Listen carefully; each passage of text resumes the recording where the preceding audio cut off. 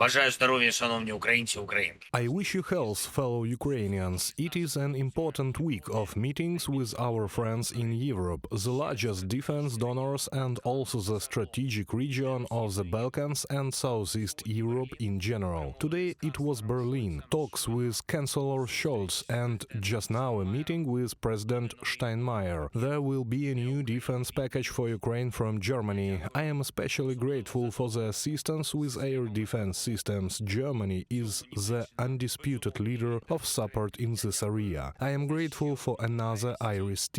We discussed with the Chancellor what kind of support will be provided this year and next. It is very important for us that the amount of aid from Germany remains stable, and this will be a signal that the path to peace will remain assured despite everything. We discussed how to further consolidate the world to bring peace closer. I informed President Steinmeier about our work with partners and how we can strengthen Ukraine's positions so that all of Europe can benefit from it. This morning in the Vatican, I met with Pope Francis and Secretary of State Cardinal Parolin. A very sensitive issue for Ukraine, for many families in Ukraine, the release of our people from Russian captivity. Warriors and civilians, children and adults, thousands of Ukrainians. Yesterday we learned of the death of Ukrainian journalist Victoria Roshina in Russian captivity. My condolences to her family, but she was on the exchange list. Doing this work,